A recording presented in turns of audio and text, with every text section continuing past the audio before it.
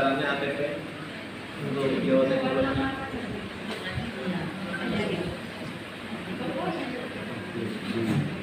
Tentu saja. Ini belum kami satukan terus terang Bapak Ibu. Artinya sudah terkumpul tapi belum kita jadikan dalam satu file. Kemudian juga belum kita tentukan mana yang masuk di semester 1 dan mana yang masuk di semester 2. Dan hal demikian juga menjadikan kami belum juga menentukan jumlah jam pelajarannya berapa. Setelah ini akan coba kita sepakati dalam kelompok ini Bu. Artinya mana yang masuk di kelompok di semester 1 materinya dan mana yang di semester 2. Kemudian dari itu kita nanti bisa tentukan butuh berapa jam pelajaran kita akan sampaikan, karena kita juga akan analisis semester 1 berapa jam totalnya. Begitu juga di semester 2. Tapi kurang lebihnya seperti ini kita akan sampaikan. ATP untuk kelas 9 sampel saja mungkin barangkali seperti ini. Mungkin sistem reproduksi manusia dengan tujuannya materi favorit kayaknya ini ya, paling supaya anak-anak yang disukai sama anak-anak. Tapi kalau saya sampaikan biasanya anak-anak itu senyum-senyum sendiri sambil malu-malu, soalnya materi ini masih dianggap tabu untuk dipelajari. Soalnya yang ngajari masih muda. Gimana caranya biar tak tahu? Bagaimana caranya biar dia tahu? Barangkali Bapak Ibu sudah tahu. Butuh pendamping khusus memang. Jadi kalau saya sebagai guru itu rasanya tidak bisa mendampingi full untuk anak ini, khusus anak ini. Kemarin juga sempat dilakukan lesson study di sekolah saya waktu saya ngajar ini. Jadi bapak kepala sekolah, ada beberapa guru senior. Pertamanya itu memang tidak percaya apa ada betul seperti itu. Ternyata setelah masuk kelas, ya Allah seperti itu. Jadi memang anaknya ini memang butuh pendampingan. Untuk LK yang kedua, untuk fungsi bagian organ tumbuhan ini saya suruh untuk menempel berdasarkan kesamaan warna. Jadi misalnya di sini akar saya buatkan kolom.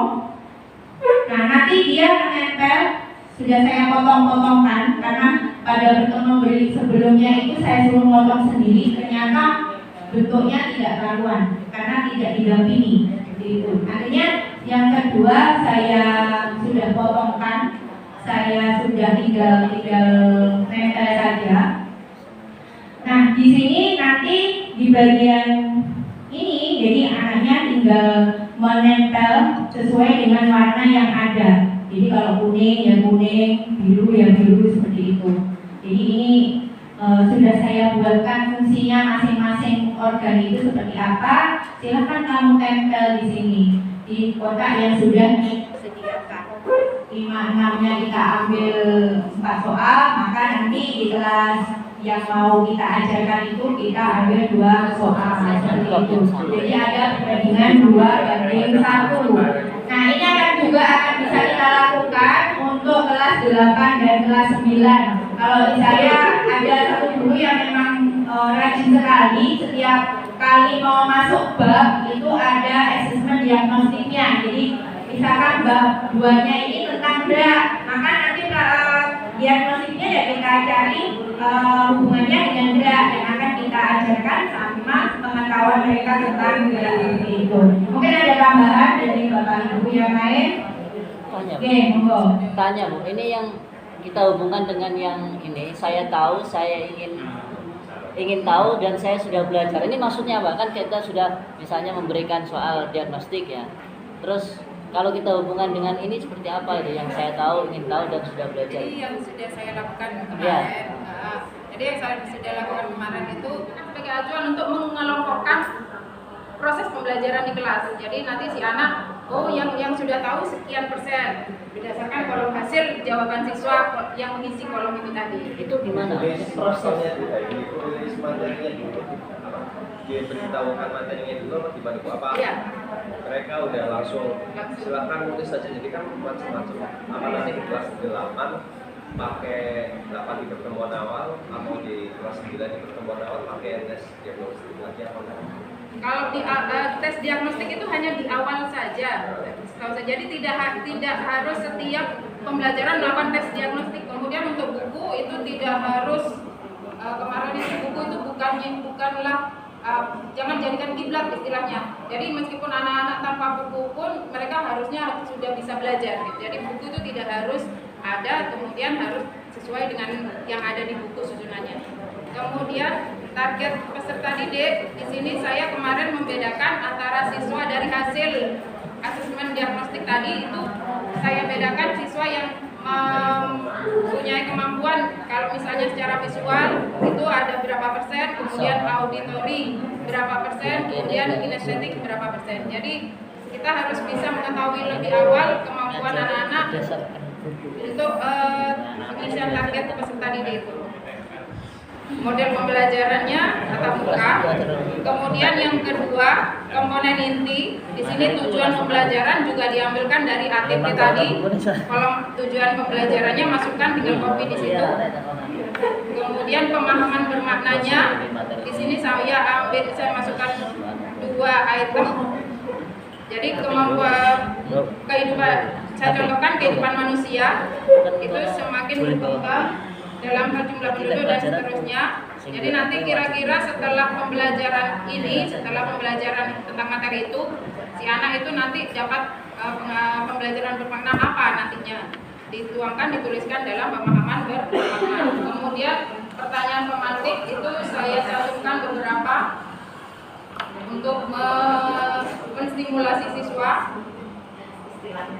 Kemudian kegiatan pembelajaran sama ya Bapak Ibu dengan RPP seperti dulu-dulunya, ada pendahuluan, ada ini. Kalau ini satu modul ini saya gunakan untuk 4 kali tatap muka. Jadi kegiatan pertama memuat ini, kemudian sampai kegiatan ke-4 sama semua masing-masing ada pendahuluan, isi dan penutup. Kegiatan 3 sampai kegiatan 4. Nah ini, kemudian lanjut ke untuk asesmen itu diambilkan dari ATP sama. Untuk refleksi ada bagian refleksi dalam modul. Di sini refleksinya ada 2, jadi refleksi untuk siswa dan untuk guru. Di situ sudah saya cantumkan ada 4 masing-masing untuk siswa 4, guru 4. Kemudian nanti remedi dan pengayaannya. Untuk pengayaan tersendiri, kemudian remedi juga saya cantumkan di situ. Bahan bacaan tinggal memasukkan saja yang digunakan literasinya apa saja. Mungkin itu saja komponen-komponen dari modul ajar yang harus ada. Kemudian untuk tatanannya dan editannya terserah Bapak Ibu. Pengguna aplikasinya pun juga terserah Bapak Ibu, boleh pakai PowerPoint atau pakai aplikasi lainnya selain dari Microsoft. Mungkin dari pemaparan modul ajar ada yang mau didiskusikan di sini, monggo Bapak Ibu sekalian. Jadi di situ ada ABK-nya itu kebetulan 3 orang. Jadi ada yang low sama yang itu tadi dispesial itu. Jadi soalnya menyesuaikan. Terus kemudian mungkin ini juga akan jadi kendala ketika lulus. Kemarin saya sempat bingung tanya ke dinas, ijazahnya bagaimana? Nah, itu saya sampai tanya ke Bu siapa dari SMP 6 Bambang itu yang dulu ngisi, kebetulan ngisi itu khusus anak ABK itu juga bingung, tidak bisa memberikan penjelasan. Tapi akhirnya itu ijazah sama dengan anak reguler. Hanya saja kita harus ada surat keterangan. Yang dikeluarkan surat keterangan itu sementara yang 2 orang ini hanya dari sekolah yang jadi menyampaikan secara lisan kepada SMA-nya bahwa anak ini memiliki kekurangan begini. Tapi yang satu, yang benar itu sebenarnya harus pakai tes dulu. Jadi harus pakai tes. Kalau pengalaman saya untuk yang kognitif ini, jadi untuk mengelompokkan siswa yang sedang, tinggi, atau rendah. Tetapi ini tidak diumumkan ke siswanya, hanya untuk jadi pegangan kita. Dan untuk soal tadi, untuk soalnya itu pengalaman di sekolah kami itu, saya karena ini anak kelas 7 yang baru dari SD, saya ngambil soalnya itu sedang, mudah, sama sulit. Nah, sulit itu mungkin diambilkan dari yang kelas 7, hanya 2, andaikan 10 ya Pak ya. Saya ambil 2 soal untuk kelas 7-nya, kemudian 6 soal itu dari SD kelas 6 dan kelas 5, kemudian kelas 6, kemudian 2 soal lagi dari kelas 5 gitu. Jadi kebanyakan mereka sudah kita ambil yang di SD-nya saja Pak. Jadi untuk mengukur kemampuan awal yang mereka miliki. Jadi setelah anak itu dikelompok-kelompokkan, tetap kami itu mencampur anak di tingkat tinggi, rendah maupun sedang itu kan pada akhirnya nanti di akhir capaian gitu Pak. Apabila ada anak-anak yang belum mencapai CP-nya itu, maka kita mungkin anak yang tingkatannya tinggi ini bisa tutor sebaya, sehingga antara anak yang rendah ini dipasangkan dengan anak yang tingkatannya tinggi Bapak Ibu. Sehingga yang sedang itu kita yang menghandle, yang sedang saja begitu. Itu kalau pengalaman dari sekolah kami sebelum 1 pagi, mungkin dari Bapak Ibu yang lain bahkan atau bagaimana kita belajar bersama di sini. Assalamualaikum warahmatullahi wabarakatuh. Waalaikumsalam warahmatullahi wabarakatuh.